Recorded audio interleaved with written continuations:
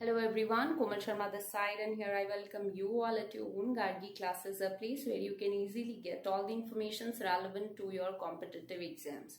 So in this particular video, I'm going to elaborate all about the themes and about the questions, or what kind of questions can be asked from this poetry, The Relic, which is being written by John Donne, who was a metaphysical poet. So basically, there was a query by Kundan Singh, and he asked all about the themes of the poetry and what kind of questions can be asked from the poetry into the examination of your UPSC IAS Mains English Literature Optional. So, सबसे पहले welcome to Gargi Classes Kundan, and thank you so much for attending all the lectures at Gargi Classes. So alright then, so सबसे पहले मैं आपको ये inform करना चाहती हूँ कि टेक्स्ट एक्सप्लेनेशन से related video of the poetry the relic and analysis of the poetry से रिलेटेड वीडियोस मैंने ऑलरेडी अपलोड कर दिए हैं. तो अब तक अगर आपने वो वीडियोस नहीं देखे हैं तो सबसे पहले जाके वो वीडियोस देखें ताकि आप इस पर्टिकुलर वीडियो से उनको इंटरलिंक कर पाए और आपको बेटर समझ में आए what are the major points of this poetry. ठीक है. सो सबसे पहले द रेलिक का मतलब क्या होता है, अगर आपने वो वीडियोस देखे तो डेफिनेटली आपको पता होगा, फिर भी मैं यहाँ पे एक शॉर्टेस्ट वे में एक्सप्लेन कर देती हूँ. Relic basically remains of a Holi person who has died long away. ठीक है. कोई भी होली पर्सन होता है, कोई भी सेंट होता है, कोई भी बिशप होता है, या फिर कोई भी होली वेल रिकॉग्नाइज्ड या फिर well renowned person of religion होता है और उसका कोई भी रिमेन रह जाता है, कोई बॉडी पार्ट ऐसा रह जाता है, कोई बोन पार्ट ऐसा रह जाता है, कोई टूथ रह जाता है, या फिर कोई भी ऐसा ऑर्नामेंट जो उसकी उनकी बॉडी से हमेशा अटैच रहता है. फॉर एग्जाम्पल कोई भी लॉकेट हो सकता है, वो ब्रेसलेट हो सकता है, रिंग हो सकती है, कोई भी ऐसी चीज जो उनके पास हमेशा रहती है और वो एज अ रिमेन आगे के उनके जो सक्सेसर्स है उसको रखते हैं, उसको प्रिजर्व करके रखते हैं किसी भी केमिकल से या किसी भी चीज से, और उससे लॉन्ग लास्टिंग लोग उसकी पूजा करते हैं, उनके नाम पे मॉन्यूमेंट्स भी बनाते हैं. ठीक है.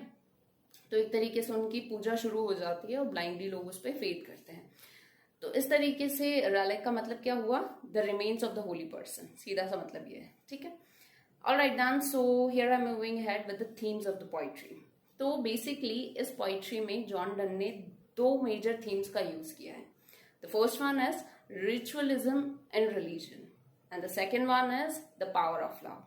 रिचुअलिज्म एंड रिलीजन को समझने का सबसे आसान तरीका है, अगर आपने मूवी देखी है पीके या फिर ओ माई गॉड, तो आपको डेफिनेटली समझ में आएगा.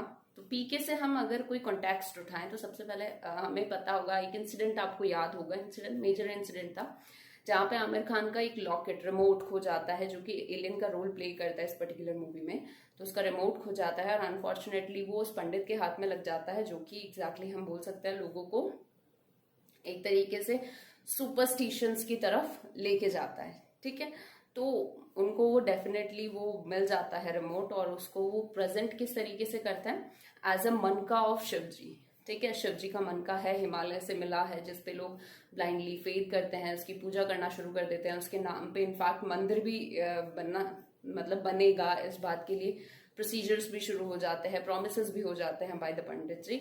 तो इसको हम कह सकते हैं रिचुअलिज्म एंड रिलीजन, जहां पे लोग क्या करते हैं, किसी भी वेल रिकॉग्नाइज्ड या वेल रिनाउंड रिलीजियस पर्सन ने अगर कोई स्टेटमेंट दे दिया, किसी चीज को दिखा दिया कि ये रिमेन्स इस तरीके से हैं, इस होली पर्सन के हैं, या फिर कोई स्टेटमेंट दे दिया, उसी को लोग सच मानने लग जाते हैं, उनके फॉलोअर्स ब्लाइंडली उस चीज को उस पर फेथ करने लग जाते हैं.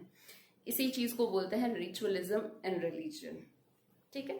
तो यही कॉन्सेप्ट यूज किया गया है by the poet John Donne into this particular poetry, that is the relic. तो इसमें पोइट क्या बोलता है, when some day my grave will be dig up by somebody, मतलब कोई और मेरी ग्रेव को, जब मेरे मरने के बाद मेरी ग्रेव को फिर से डिग अप किया जाएगा किसी और गेस्ट को एंटरटेन करने के लिए, किसी और डेड बॉडी को एंटरटेन करने के लिए, और वहां पे जो डिगर है उसको क्या मिलेगा, एक डेड बॉडी मिलेगी, बॉन स्केलेटन मिलेगा, और स्केलेटन की बॉन, रिस्ट बॉन पे क्या टाइड अप होगा, एग्जैक्टली ब्रेसलेट टाइड अप होगा. ठीक है. और ब्रेसलेट किसका होगा, हेयर लॉक का. ठीक है. जो कि किसका होगा, उसके बिलवड का. तो वहां पे वो जो डिगर है वो ये सोचेगा कि there some lover line there. ठीक है. कोई लवर्स है जो वहां पे लेटे हुए हैं and they are waiting for the judgement day. ठीक है. लास्ट जजमेंट डे का वेट कर रहे हैं और वहां पे लवर्स लेटे हुए हैं टू दैट ग्रेव, और वहां पे पॉइंट इनफैक्ट ये भी इमेजिन कर रहा है कि वहां पे उस डिगर को हमें नहीं डिस्टर्ब करना चाहिए, हमें एज इट इज छोड़ देना चाहिए। इस तरीके की बात भी यहाँ पे पॉइंट करते हैं। And next he says that definitely जब उस डिगर को वो स्केलेटन मिलेगा, वो हेयर ब्रेसलेट मिलेगा, तो डेफिनेटली वो हमारे रैलिक्स को, हमारे रिमेन्स को किसके पास लेके जाएगा? To the king and to the bishops. और वहां पे जो किंग्स और बिशप्स है वो हमें सेंट्स डिक्लेयर कर देंगे, और आगे जाके जो भी वुमेन है, मेन है, वो हमें वर्शिप करना शुरू कर देंगे।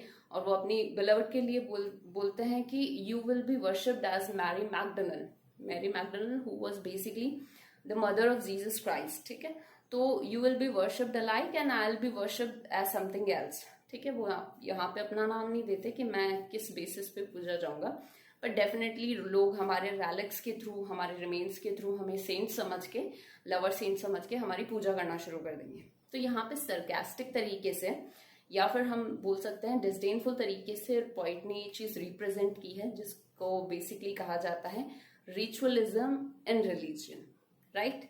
तो ये पहली थीम हुई।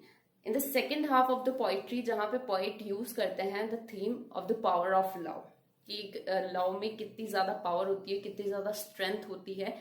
इनफैक्ट एक जो स्पिरिचुअल, यहाँ पे एक जॉन डन का किसी भी पोइट्री को अगर आप उठा के देखोगे, किसी भी पोइट्री को अगर स्टडी करोगे, तो जॉन डन स्पिरिचुअल लव को ज्यादा प्रायोरिटी देते हैं रादर देन फिजिकल लव। और प्लेटोनिक लव बोल सकते हो आप इसको, जहाँ पे स्पिरिट्स एक दूसरे से ज्यादा इंटरकनेक्टेड होती है रादर देन बॉडीज। तो वो यहाँ पे पॉइंट बहुत बार ये चीज बोलते हैं कि though physically we never touched each other, हमें इनफैक्ट एक दूसरे के साथ रहते भी नहीं है, we do not share meal with each other in fact, but हमारे जो स्पिरिट्स हैं वो एक दूसरे के साथ हैं, and we are deeply in love with each other, and our spirits do not know about the gender from which we belong. कि इनफैक्ट हमारे जेंडर्स के बारे में भी हमारे स्पिरिट्स या हमारे जो लव है उसको नहीं पता है। इनफैक्ट जो हमारे एंसेस्टर्स थे, जो हमारे फोरफादर्स थे या फिर गार्डियन एंजल्स थे, they know about the gender discrimination, but we the lovers who deeply in love with each other, who spiritually in love with each other, do not know about the gender. तो यहाँ पे इस तरीके से point अपने love के power को या स्ट्रेंथ को इलाबोरेट किया है in this second half of the poetry. And last में वो ये भी बोलते हैं कि कोई लैंग्वेज, कोई आर्ट, कुछ भी ऐसा नहीं है, मुझे समझ ही नहीं आ रहा that how would I explain हर।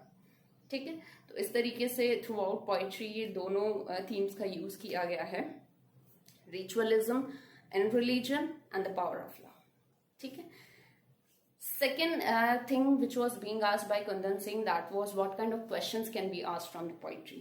तो किसी भी तरीके का क्वेश्चन हो सकता है, critical analysis of the poetry भी हो सकता है, पोइट्री का फॉर्म भी पूछ सकते हैं आपसे, कंसेप्ट क्या है, क्या क्या टेक्निकलिटीज यूज करी गई है, थीम्स क्या है, कॉन्टेक्स्ट ऑफ द पोइट्री किस तरीके से कोरिलेट करता है with the title of the poetry, या फिर कोई भी पोइट्री का एक स्टैंजा लिया जा सकता है जिसमें से क्वेश्चंस एक्सट्रैक्ट करके भी पूछे जा सकते हैं, जो कि आपके एग्जाम में डेफिनेटली आते हैं। तो इस तरीके से थ्रू आउट आपको पोइट्री को स्टडी करना है, उसके सारे फॉर्म्स, कॉन्सेप्ट्स, पूरा एनालिसिस तरीके से एनालिटिकल स्टडी करनी है आपको पूरी पोइट्री की, जिससे कि आपको कोई भी क्वेश्चंस अटेम्प्ट करने में प्रॉब्लम ना आए। So these are the two things. Hope Kundan Singh आपको आपका आंसर मिल गया होगा। फिर भी कोई क्वेरी हो तो आप कमेंट सेक्शन के थ्रू पूछ सकते हैं। Thank you so much and stay continue with Gargi classes.